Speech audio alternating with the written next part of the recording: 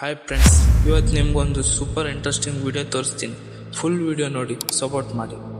ಇದು ನಮ್ಮ ಪ್ರಧಾನಮಂತ್ರಿ ಪ್ರಯಾಣಿಸುವ ಕಾಂವಾಯ್. ಇದರ ಸುತ್ತಲೂ ಸೂಟು ಬೂಟುಗಳನ್ನು ಹಾಕಿಕೊಂಡು ಕೂಲಿಂಗ್ ಗ್ಲಾಸ್ ಇಟ್ಟುಕೊಂಡು ಕೈಯಲ್ಲಿ ರೈಫಲ್ಸ್ ಇರೋರನ್ನು SPG ಎಂದು ಕರೆಯುತ್ತಾರೆ. SPG ಅಂದರೆ ಸ್ಪೆಷಲ್ ಪ್ರೊಟೆಕ್ಷನ್ ಗ್ರೂಪ್. ಇವ್ರ ಕೆಲಸ ಪ್ರೈಮ್ ಮಿನಿಸ್ಟರ್ಗೆ ರಕ್ಷಣೆ ಕೊಡೋದು. ಇವರು ಎಷ್ಟು ಡೇಂಜರ್ ಎನ್ನುವುದಕ್ಕೆ ಒಂದು ಉದಾಹರಣೆ ಕೊಡ್ತೀನಿ. ಇವರು ಬಳಸುವ ರೈಫಲ್ M2000 ನಿಮಿಷಕ್ಕೆ 900 ಬುಲೆಟ್ಸ್ಗಳನ್ನು ಫೈರ್ ಮಾಡುವ ಸಾಮರ್ಥ್ಯವನ್ನು ಹೊಂದಿದೆ. ಹೌದು ಫ್ರೆಂಡ್ಸ್, ನೀವು ಕೇಳಿದ್ದು ಕರೆಕ್ಟ್. ನಿಮಿಷಕ್ಕೆ 900 ಬುಲೆಟ್ಸ್ ಈ ರೈಫಲ್ನ ಕೆಪಾಸಿಟಿ. ಕೆಲವು ದಿನಗಳ ಹಿಂದೆ ಮೋದಿಯವರ ಕಾಲ್ಮೆಯನ್ನು ತಡೆಯೋದಕ್ಕೆ ಕೆಲವು ಜನ ಪ್ರಯತ್ನಿಸುತ್ತಾರೆ.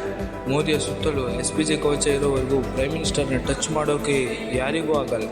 ಮೋದಿಯವರಷ್ಟೇ ಅಲ್ಲ, ಅವರ ಪ್ಲೇಸಲ್ಲಿ ಯಾವ ಪಾರ್ಟಿಯ ಪ್ರೈಮ್ ಮಿನಿಸ್ಟರ್ ಇದ್ದರೂ ಕೂಡ SPG ಕಮಾಂಡೋಗಳ ಕೆಲಸ ಭಾರತದ ಪ್ರಧಾನಮಂತ್ರಿಯನ್ನು ಕಾಪಾಡುವುದು. ಈ ವಿಡಿಯೋದಲ್ಲಿ SPG ಎಂಬ ಸ್ಪೆಷಲ್ ಸೆಕ್ಯೂರಿಟಿ ಕಮಾಂಡೋಗಳನ್ನು ಇಂಡಿಯನ್ ಗೌರ್ಮೆಂಟ್ ಇಡೋಕೆ ಕಾರಣವಾದ ಆ ಕೊಲೆಯ ಬಗ್ಗೆ ತಿಳಿದುಕೊಳ್ಳೋಣ. ಹಾಗೆ SPG ಕಮಾಂಡೋಗಳು ಬಳಸುವ ಗ್ಲಾಸಸ್, ಬ್ರೀಫ್ಕೇಸ್, ರೈಫಲ್ಸ್ ಇನ್ನೂ ಇತರ ವಸ್ತುಗಳ ಪ್ರತ್ಯೇಕತೆಯ ಬಗ್ಗೆ. ಕೆಲವು ದಿನಗಳ ಹಿಂದೆ ಪಂಜಾಬಿನಲ್ಲಿ ನಡೆದ ಘಟನೆಯಲ್ಲಿ ಒಂದು ವೇಳೆ ಮೋದಿಯವರ ಮೇಲೆ ದಾಳಿ ನಡೆದರೆ SPG ಕಮಾಂಡೋಗಳು ಹೇಗೆ ರಿಯಾಕ್ಟ್ ಆಗ್ತಿದ್ರು ಎಂಬುದನ್ನು ಈ ವಿಡಿಯೋ ಮೂಲಕ ತಿಳಿದುಕೊಳ್ಳೋಣ. ಸೊ, ಪ್ರಪಂಚದಲ್ಲಿ ದಿ ಮೋಸ್ಟ್ ಡೇಂಜರಸ್ ಆಗಿರುವ SPG ಕಮಾಂಡೋಗಳ ಬಗ್ಗೆ ತಿಳಿದುಕೊಳ್ಳೋಕ್ಕಿಂತ ಮುಂಚೆ ಗೊತ್ತಲ್ವಾ, ಈ ವಿಡಿಯೋಗೊಂದು ಸಣ್ಣ ಲೈಕ್ ಕೊಟ್ಟು ನಮಗೆ ಸಪೋರ್ಟ್ ಮಾಡೋದನ್ನು ಮಾತ್ರ ಮರಿಬೇಡಿ.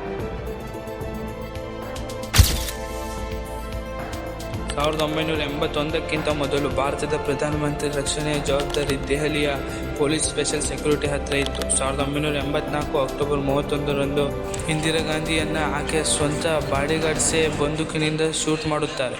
ಆಕೆಯನ್ನು ಸಾಯಿಸೋಕೆ ಕಾರಣ ಅದೇ ವರ್ಷದಲ್ಲಿ ನಡೆದ ಒಂದು ಇನ್ಸಿಡೆಂಟ್. ನಮಗಂತೂ ಒಂದು ಸಪರೇಟ್ ದೇಶ ಬೇಕು ಎಂದು ಪಂಜಾಬ್ನ ಅಮೃತಸರದಲ್ಲಿರುವ ಗೋಲ್ಡನ್ ಟೆಂಪಲ್ ಅನ್ನು ಸೀಸ್ ಮಾಡುತ್ತಾರೆ. ಈ ಕ್ರಾಂತಿಯ ನಾಯಕ ಜರ್ನಲ್ ಸಿಂಗ್ ಭಿಂದ್ರನ್ವಾಲಾ. ಈ ಕ್ರಾಂತಿಕಾರರ ಹೋರಾಟವನ್ನು ಕಡೆಗಣಿಸಲು ಆಗಿನ ಇಂದಿರಾ ಗಾಂಧಿಯ ನಾಯಕತ್ವದಲ್ಲಿ ಪ್ರಭುತ್ವ ಮತ್ತು ಇಂಡಿಯನ್ ಆರ್ಮಿ ಲಾಂಚ್ ಮಾಡಿದ ಫೇಮಸ್ ಆಪರೇಷನ್ ಹೆಸರು ಆಪರೇಷನ್ ಬ್ಲೂ ಸ್ಟಾರ್. ಈ ಆಪರೇಷನ್ ಖಾಲಿಸ್ತಾನದ ನಾಯಕನ ಮರಣದ ನಂತರ ಮುಗಿಯುತ್ತೆ. ಈ ಆಪರೇಷನ್ನಲ್ಲಿ ನಮ್ಮ ಅಜಿತ್ ದವಲ್ನವರು ಮುಖ್ಯ ಪಾತ್ರವನ್ನು ವಹಿಸಿದ್ದಾರೆ. ಈ ಆಪರೇಷನ್ ಅಜಿತ್ ದವಲ್ನನ್ನು ಏನು ಮಾಡುತ್ತೆ, ಆದರೆ ಪಂಜಾಬ್ನಲ್ಲಿರುವ ಖಾಲಿಸ್ತಾನ್ ಸಪೋರ್ಟರ್ಸ್ಗೆ ಮಾತ್ರ ಈ ಇಂದಿರಾ ಗಾಂಧಿಯ ಮೇಲೆ ದ್ವೇಷ ಉಂಟಾಗುತ್ತದೆ. ಇದರ ಟೋಟಲ್ ರಿಸಲ್ಟ್, ಇಂದಿರಾ ಗಾಂಧಿಯ ಸ್ವಂತ ಸೆಕ್ಯೂರಿಟಿ ಗಾರ್ಡ್ಗಳೇ ಇಂದಿರಾ ಗಾಂಧಿಯನ್ನು ಬಂದೂಕಿನಿಂದ ಶೂಟ್ ಮಾಡುತ್ತಾರೆ. ಇಂದಿರಾ ಗಾಂಧಿಯವರು ಮರಣಿಸಿದ ನಂತರ ಇಂಡಿಯನ್ ಪ್ರೈಮ್ ಮಿನಿಸ್ಟರ್ ರಕ್ಷಣೆಯ ಬಗ್ಗೆ ಮತ್ತು ಇಂತಹ ದುರ್ಘಟನೆ ಇನ್ನೊಮ್ಮೆ ನಡೆಯಬಾರದೆಂದು ಮಿನಿಸ್ಟ್ರಿ ಆಫ್ ಹೋಮ್ ಅಫೇರ್ಸ್ನವರು ಒಂದು ಕಮ್ಯುನಿಟಿಯನ್ನು ಹಾಕ್ತಾರೆ.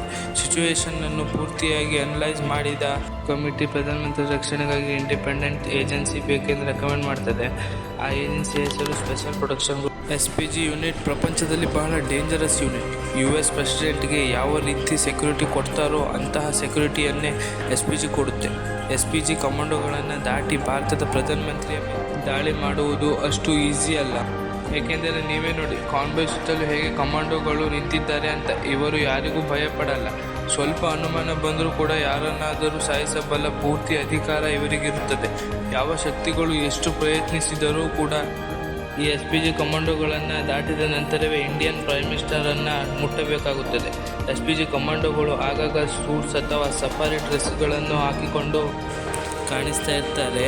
Light weight bullet proof jacket, ಒಂದು communication device, elbow pad, bullet proof knee pads, highly protected special designed suits and ಇವರ ಕೈಯಲ್ಲಿ ಇರುವುದು ಬ್ರೀಫ್ ಕೇಸ್ ಅಲ್ಲ, ಇದು ಫೋಲ್ಡಬಲ್ ಟೈಪ್ ಶೀಟ್. ಬೇಕಾದಾಗ PM ಸುತ್ತ ರಕ್ಷಣೆ ಕೊಡುವ ಕವಚ ಇದು.